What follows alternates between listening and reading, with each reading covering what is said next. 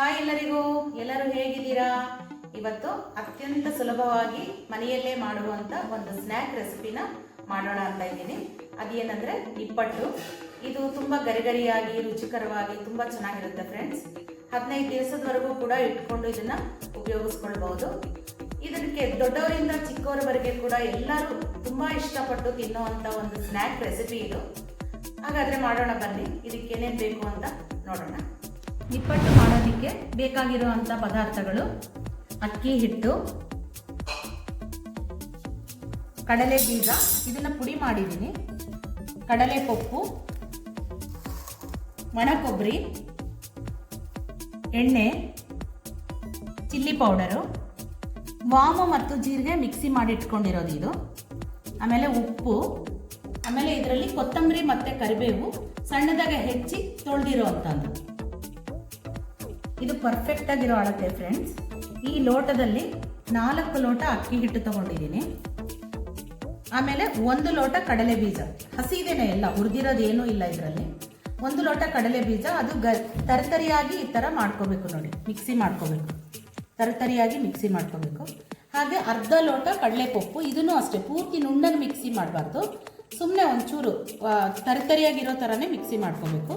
ಹಾಗೆ 1.5 ಬಟ್ಲಷ್ಟು ಒಣ ಕೊಬ್ಬರಿ, ಇದನ್ನು ಸಹ ಮಿಕ್ಸಿ ಮಾಡ್ಕೊಂಡಿದ್ದೀನಿ. 1-2 ಟೇಬಲ್ ಸ್ಪೂನಷ್ಟು ವಾಮು ಮತ್ತು ಜೀರಿಗೆನ ಎರಡನ್ನೂ ಮಿಕ್ಸಿ ಮಾಡಿ ಇಟ್ಕೊಂಡಿದ್ದೀನಿ. ರುಚಿಗೆ ಹೇಳಿ ನೋಡಿ, ಕಡಲೆ ಬೀಜನ ಇದರೊಳಕ್ಕೆ ತರತರಿಯಾಗಿ ಮಿಕ್ಸಿ ಮಾಡ್ಕೊಂಡಿರೋದು, ಎಲ್ಲ ಹಸಿದೇನೆ ಇದು. ಆಮೇಲೆ ಕಡಲೆ ಪಪ್ಪು, ಆಮೇಲೆ ಒಣ ಕೊಬ್ಬರಿ, ಪುಡಿ ಮಾಡಿಟ್ಕೊಂಡಿರೋ ಅಂಥ ಅಜ್ವಾನ, ವಾಮ್ ಅಂತಾರಲ್ಲ ಅದು, ಆಮೇಲೆ ಜೀರಿಗೆ ಪುಡಿ ಮಾಡಿಟ್ಕೊಂಡಿರೋ ಅಂಥದ್ದು ಇದು, ಅಚ್ಚ ಖಾರದ ಪುಡಿ ರುಚಿಗೆ ತಕ್ಕಷ್ಟು, ಆಮೇಲೆ ಉಪ್ಪು ರುಚಿಗೆ ತಕ್ಕಷ್ಟು,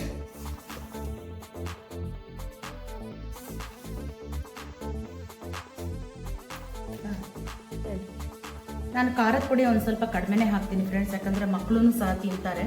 ಅದಕ್ಕೋಸ್ಕರ ನೀವು ಬೇಕಂದರೆ ಸ್ವಲ್ಪ ಜಾಸ್ತಿನೂ ಹಾಕ್ಕೊಳ್ಬೋದು. ನೆಕ್ಸ್ಟು ಇದನ್ನು ನೋಡಿ, ಚೆನ್ನಾಗಿ ತೊಳೆದು ಸಣ್ಣದಾಗಿ ಹೆಚ್ಚಿಟ್ಕೊಂಡಿದ್ದೀನಿ. ಇದನ್ನು ಚೆನ್ನಾಗಿ ತೊಳೆದು ಹೆಚ್ಚಿಟ್ಕೊಂಡಿರೋ ಅಂಥ ಕೊತ್ತಂಬರಿ ಮತ್ತು ಕರಿಬೇವು, ಹಸಿದೇನೆ ಎಲ್ಲನೂ.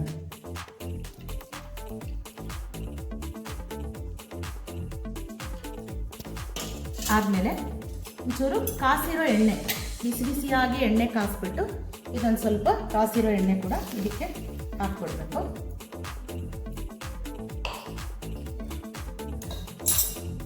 ಇವಾಗ ಇದನ್ನು ಎಲ್ಲದನ್ನು ನೀಟಾಗಿ ಎಲ್ಲ ಕಲಿಯೋ ಥರ ಬೆರೆಸ್ಕೊಂಡ್ಬಿಡ್ಬೇಕು ಫ್ರೆಂಡ್ಸ್. ಇದನ್ನೆಲ್ಲ ಅಷ್ಟೇ, ಇಷ್ಟು ರೆಡಿ ಮಾಡ್ಕೊಂಡ್ಬಿಟ್ರೆ ಸಾಕಾಗತ್ತೆ. ನೆಕ್ಸ್ಟ್ ಬಾಣಲೆ ಇಟ್ಕೊಂಡ್ಬಿಟ್ಟು ನಿಪ್ಪಟ್ಟನ್ನು ಕರೆದ್ಬಿಟ್ರೆ ನಿಪ್ಪಟ್ಟು ರೆಡಿ ಆಗಿಬಿಡುತ್ತೆ. ಈ ಥರ ಸ್ವಲ್ಪ ಸ್ವಲ್ಪನೇ ನೀರು ಹಾಕ್ಕೊಂಡು ಸ್ವಲ್ಪ ಸ್ವಲ್ಪನೇ ಕಲಿಸ್ಕೊಂಡು ಒಂದೊಂದು ಒಬ್ಬನೇ ಮಾಡಿಕೊಂಡು ನಿಪ್ಪಟ್ಟನ್ನ ಕರ್ಕೋಬೇಕು.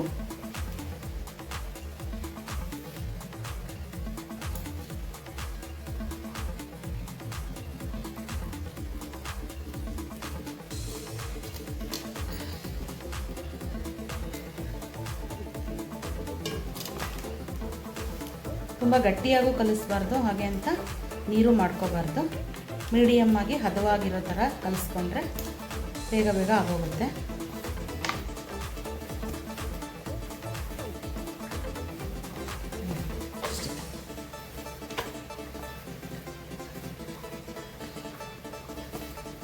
ಈ ಥರ ಕಲಿಸ್ಕೋಬೇಕಷ್ಟೇ.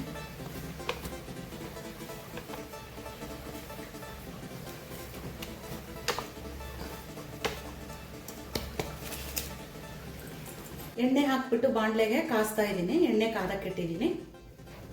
ಇಲ್ಲಿ ಇಷ್ಟಿಷ್ಟ ಚಿಕ್ಕ ಚಿಕ್ಕದಾಗಿ ಉಂಡೆಗಳನ್ನು ಮಾಡಿಕೊಂಡು ಈ ಥರ ನೋಡಿ ಹಿಂಗೆ ಅದು ಬಟರ್ ಪೇಪರ್ ಮೇಲೆ ಹಿಂಗೆ ಒತ್ಕೋಬೇಕು. ಒತ್ಕೊಂಡು ಹೀಗೆ ತೆಗೆದ್ಬಿಟ್ಟು ಎಣ್ಣೆನಲ್ಲಿ ಹಾಕ್ಬಿಡೋದು ಫ್ರೆಂಡ್ಸ್. ಇದು ಈ ಥರ ಒತ್ಕೊಂಡಿರೋದನ್ನು ನಮ್ಗೆ ಇನ್ನೊಂದು ಚೂರು ಅಗಲಬೇಕು ಅಂದ್ರೆ ಮಾಡ್ಕೋಬೋದು. ನಾನು ಚಿಕ್ಕ ಚಿಕ್ಕದಾಗೆ ಮಾಡ್ತಾ ಇದ್ದೀನಿ. ಈ ರೀತಿ ಎಣ್ಣೆನಲ್ಲಿ ಬಿಟ್ಬಿಡಬೇಕು.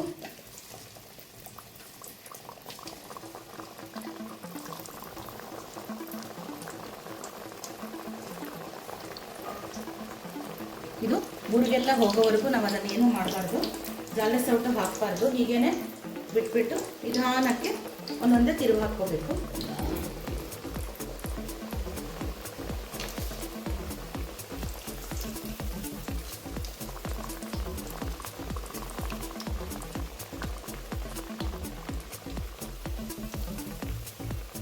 ಇಟ್ಕೋಬೇಕು. ಒಂಚೂರು ಮಧ್ಯಮ ಊರಿನಲ್ಲೇ ಇಟ್ಕೋಬೇಕು. ಪೂರ್ತಿ ಸಿಮ್ಮಲ್ಲೂ ಇಟ್ಕೋಬಾರ್ದು, ಪೂರ್ತಿ ಹೆಚ್ಚು ಊರಿನೂ ಆಗಬಾರ್ದು. ಇದು ಮಧ್ಯಮ ಊರಿನಲ್ಲಿ ಇಟ್ಕೊಂಡು ಈ ಥರ ಒಂದೊಂದೇ ಕರ್ಕೊಳ್ಬೇಕು.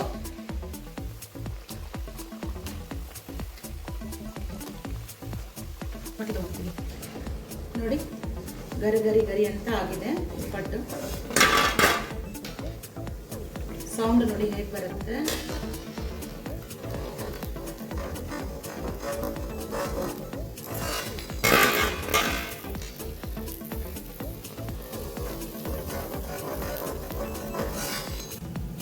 ಕಲಸೋದು ನೋಡಿ, ಒಂದು ಸೇರು ಅಕ್ಕಿ ಹಿಟ್ಟಿಗೆ ಇಷ್ಟೊಂದು ನಿಪ್ಪಟ್ಟಾಗಿದೆ. ಇಷ್ಟೇ ಮಾಡಬೇಕು ಅಂತ ಇಲ್ಲ ಫ್ರೆಂಡ್ಸ್, ನೀವು ಚಿಕ್ಕ ಪ್ರಮಾಣದಲ್ಲಿ ಕೂಡ ಮಾಡ್ಕೋಬೋದು. ಚಿಕ್ಕದು ನಾವು ಕಾಫಿ ಕುಡಿಯೋ ಗ್ಲಾಸ್ ಇರುತ್ತಲ್ಲ, ಅದರಲ್ಲಿ 4 ಲೋಟ ಅಕ್ಕಿ ಹಿಟ್ಟು ಹಾಕ್ಕೊಂಡು 1 ಲೋಟ ಕಡಲೆ ಬೀಜ, ಅರ್ಧ ಲೋಟ ಕಡಲೆಕೊಬ್ಬು, ಆಮೇಲೆ ಒಣಕೊಬ್ಬರಿ, ರುಚಿಗೆ ತಕ್ಕಷ್ಟು ಉಪ್ಪು ಖಾರ ಹಾಕ್ಕೊಂಡು ಕೂಡ ಮಾಡ್ಕೋಬೋದು. ಒಂದ್ಸಲ ಆ ರೀತಿ ಟ್ರೈ ಮಾಡಿ ನೋಡಿ, ಆಮೇಲೆ ಹೆಚ್ಚಿನ ಪ್ರಮಾಣದಲ್ಲಿ ಕೂಡ ಮಾಡ್ಕೋಬೋದು. ಓಕೆ ಫ್ರೆಂಡ್ಸ್, ಮತ್ತೊಂದು ವಿಡಿಯೋದಲ್ಲಿ ಮತ್ತೆ ಕಲಿಯೋಣ. ಬಾಯ್.